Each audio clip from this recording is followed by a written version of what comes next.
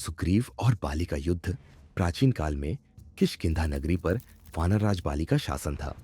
वह अत्यंत शक्तिशाली और पराक्रमी योद्धा था। उसका भाई सुग्रीव भी बलशाली था, लेकिन दोनों भाइयों के बीच गंभीर विवाद उत्पन्न हो गया। इस संघर्ष का कारण मैदानव का पुत्र दुंदुभि था। बाली को मिला वरदान। एक दिन दुंदुभि ने बाली को युद्ध के लिए ललकारा। बाली ने उसका वध कर दिया। इसके बाद एक राक्षस मायावी आया, जिसने बाली को चुनौती दी और युद्ध भूमि से भागकर एक गुफा में घुस गया। बाली भी उसके पीछे चला गया और उसने सुग्रीव को गुफा के बाहर पहरा देने को कहा। सुग्रीव का निष्कासन गुफा के अंदर भीषण युद्ध हुआ। कई दिनों तक बाली बाहर नहीं आया।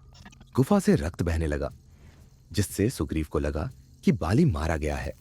वह दुखी होकर किष्किंधा लौटा और वहां के मंत्रियों ने उसे राजा बना दिया, लेकिन बाली जीवित था।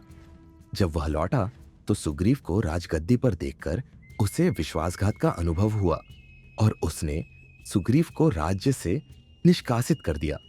श्रीराम का आश्वासन सुग्रीव अपनी जान बचाकर ऋष्यमुख पर्वत पर शरण लेने लगा, क्योंकि बाली को एक वरदान प्राप्त था कि जो भी उससे युद्ध करेगा उसकी आधी शक्ति स्वयं बाली को मिल जाएगी। इसी दौरान सुग्रीव की मुलाकात भगवान श्रीराम से हुई, जो अपनी पत्नी माता सीता की खोज में थे। श्रीराम ने सुग्रीव की पीड़ा सुनी और वचन दिया कि वे बाली का वध करेंगे और सुग्रीव को किष्किंधा का राजा बनाएंगे।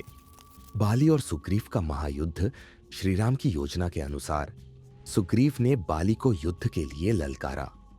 भयंकर युद्ध हुआ, लेकिन श्रीराम ने बाली और सुग्रीव में भेद नहीं कर पाया। इसलिए सुग्रीव को पराजित होकर लौटना पड़ा।